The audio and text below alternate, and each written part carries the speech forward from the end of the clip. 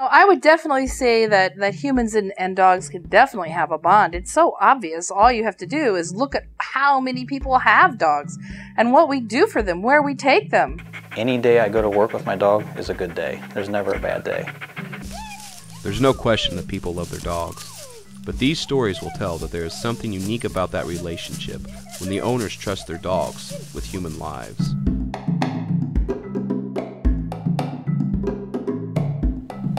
In some cases, dogs turn from the loyal companion into the life-saving hero. That's because dogs can help humans in ways that we can't help ourselves. The strong sense of smell, the agility and strength of their bodies, and their positive and driven attitudes. These traits present a whole new method of protecting human life. There's a very strong bond between people who have working dogs and their dogs because every day is a training day. He's my partner. When we're on the street, he's my partner. He's not just a dog. He's not a pet.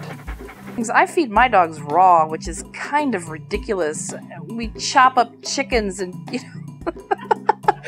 and I make yogurt for them. It's kind of crazy. They eat better than we do. And it is very difficult to relate to somebody the difference in a bond between their pet and their partner.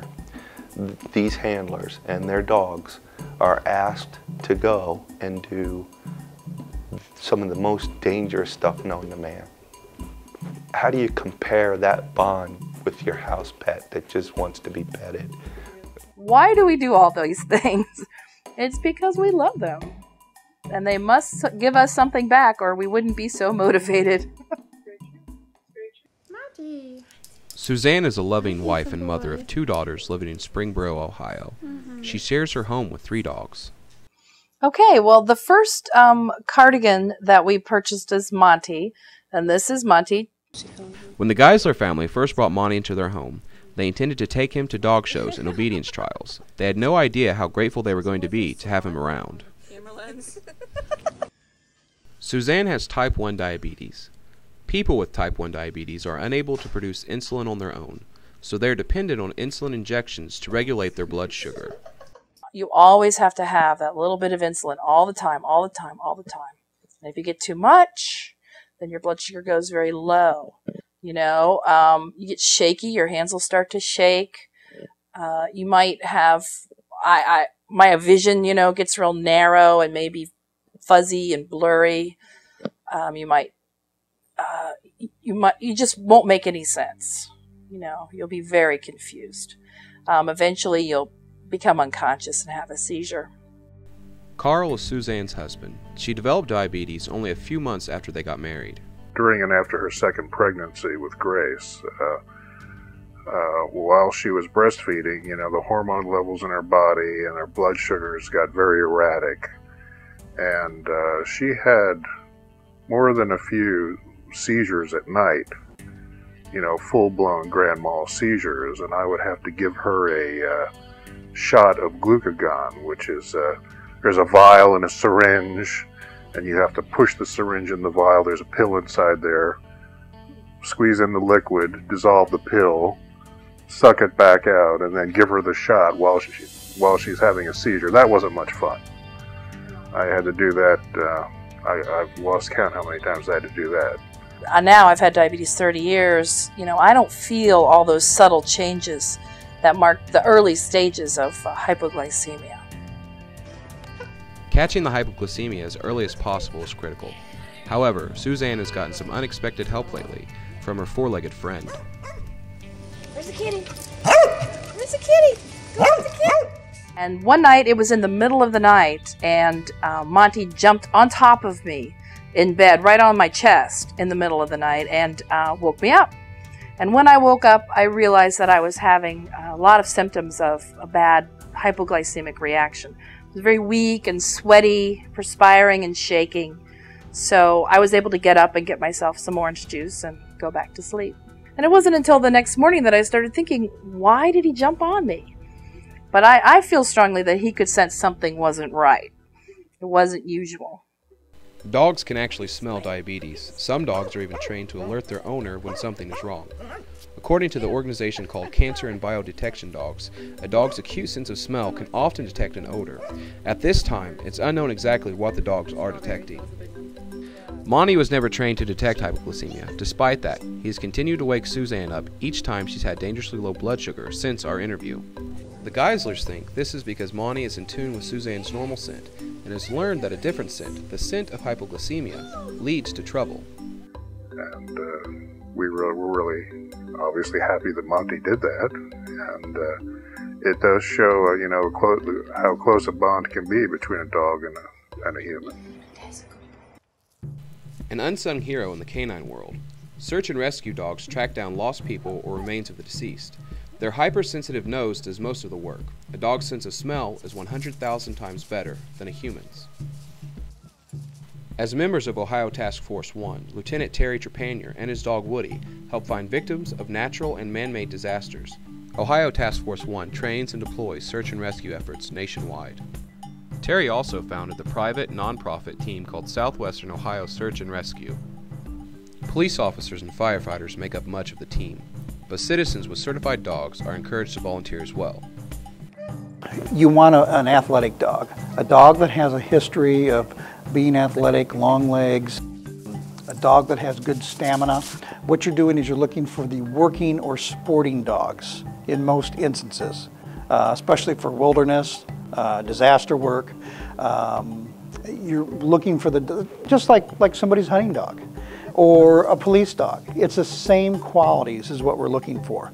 The longer the nose, the more scent receptors on the dog. Terry's current dog, Woody, is a golden retriever. Woody has found several people throughout his decade-long career. He helped the search and rescue effort at the World Trade Center. It's not what you call a pet quality dog, it's a working dog or a utility dog. Very, very high drives. The average person would go nuts trying to control this dog. In fact, when I first got him, he would pull so hard on me that he was pulling my shoulder out, and I didn't want to say anything to the fire chief or that my shoulder was hurting because I thought they would stop it, the program. But until I learned to control him and get him under control. And of course that whole process has been me learning, as the dogs learned.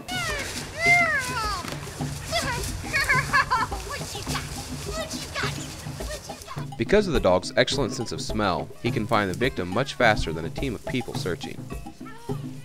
The park officials had been on this search for a missing person for about 3 days. They had found the abandoned car at the parking lot at the beach, with a note in it, with a suicide note in it. And they had been running around for 3 days trying to find this guy, including using a sheriff's office helicopter, and a lot of resources, manpower, and overtime was used to locate this missing person. This ranger came back from being off duty, from being on vacation, and said, "Have you called us yet?" Us as a dog. And they go, "No, we didn't even think about that." And so he called me right away, and we went down there. So we sent the guys out, and it wasn't 20 minutes later we found the person deceased. 20 minutes. He wasn't more than 200 yards from the parking lot. And they had searched for 3 days. The sheriff came to me later and says, he goes, "Man," he says, "give me some of your cards." He says, "Do you realize how much money, time, and everything I have committed to the search, and you guys come out here?" He says, "You've just opened up my eyes to see what these dogs and that can do." Dogs can be trained to track for live victims, cadavers, or both. Terry helped organize the search and rescue effort at the World Trade Center. He only accepted certified dogs to help search. And one of the things that we do is to make sure that we have viable teams coming in, is that we'll ask for their training records, their papers, their certifications. And if they don't have anything like that, well then we turn them away, because, you're dealing with human life here, and you don't want to miss anything. To be certified, the dog must prove that he can find whatever he is looking for. Then, once he finds it, whether it's a live human or cadaver, he must give some sort of alert to his handler. He can alert by barking, scratching, or sitting at the location. Joey,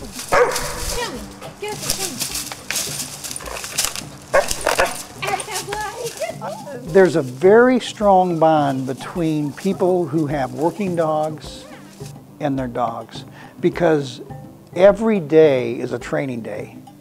There is no off days when you have these dogs. There's too much responsibility there. The most well-known working dog is the police canine. These dogs are highly trained and officers are certified through the police academy to be dog handlers. Their jobs include sniffing for drugs, sniffing for bombs, and tracking and apprehending suspects. Final warning! Cincinnati Police Canine Unit! Call out and surrender. I'll release the dog to locate you. You may be bitten when found! The Cincinnati Police Canine Unit is one of the oldest in the country. It was formed in 1960 with only 2 dogs. These 2 dogs and handlers started what is now a large and successful unit. We've continued that here, and I'm just kind of the guy holding the flag right now, and I don't want to fall down and fall short. Excellence is the motto and the standard here. So I'm always working and learning to know more so that I can be better, so that everybody can learn and be better as a group. And we continue in the tradition that we've set here. Not just any dog can be a police canine. The dogs need to be agile, strong, and driven. They're bred specifically to be working dogs. Most of them are German Shepherds or Belgian Malinois. Likewise, not just any police officer can be a canine handler. Bond is everything, so there's a lot of pieces that go into that. We need to select people that are oriented to want to do this kind of thing, to work symbiotically with another sentient being, even though there's a different species, so there's obviously a communications gap there, and we will teach the communications aspect, but somebody has to have that internal desire to want to do that kind of thing. You can't be the lone wolf, independent, lone ranger, want to go do things by yourself. Officer Tim Pappas and his dog Jaeger say they always have a good day when they're working. Their relationship is based on having fun. Jaeger's goal is to make Tim happy because that's when he gets to play. The best way of doing it, rather than compulsion and making him do it, because it's no fun no matter who you make do whatever, it's never any fun when you're made to do it, is we actually encourage the dog by reinforcing when they do something what we want them to do, whether it's bringing an item back, whether it's locating an item, whether it's locating a person. We throw a big party. And like you saw out there with a lot of the guys, when the dog did what they were supposed to do, they brought out a toy and then they started having a big old party with it. Although handlers train their dogs by keeping it fun, the situation these dogs and handlers enter are rarely pleasant. Officer Kennedy shared one of his stories about his first dog, Bach. About a year into my canine career, there's a robbery. It comes out at a GNC store at about 10 o'clock at night. And it's January, so it's cold, and it was wicked cold. And it turned out to be a robbery. He'd raped the clerk in the back, and it was one of the worst rapes I've experienced in 21 years of policing to this day. It was horrible. And he took off running out the back when the police showed up, when she finally got to the point where she could set off the silent alarm. And I did a track, and I ended up finding this guy. And he's doing 28 years in the state penitentiary for this one. And I just remember the victim that night knowing that this guy wasn't out there anymore. And she was so thankful. And for years after that, I would see her. She worked at a place, and I would go do a demo there. And she was terrified of big dogs, terrified of them. She would walk right up and give Bach a hug. And she told me that it meant so much to her to know that that guy wasn't out there anymore. So that was huge to me. Despite the tough and heartbreaking situations, Officer Kennedy says that being a police officer is rewarding. Many canine handlers agree that having their dog as their partner makes every day a good day. I'm quite literally living the dream. You want to see your buddies, don't you? Yeah, you know your buddies, right? Yeah. Thanks. There's something very special about the relationship between a working dog and their handler. You know, yeah, I've had him 4 or 5 months now, and it's just been, I love this dog. I just love it. He works hard, he works great. finding guns and people on the street. It doesn't get any better than that. Handlers rely on these dogs to help protect and preserve human life. A woman with diabetes trusts her show dog to wake her up if she has dangerously low blood sugar in the middle of the night.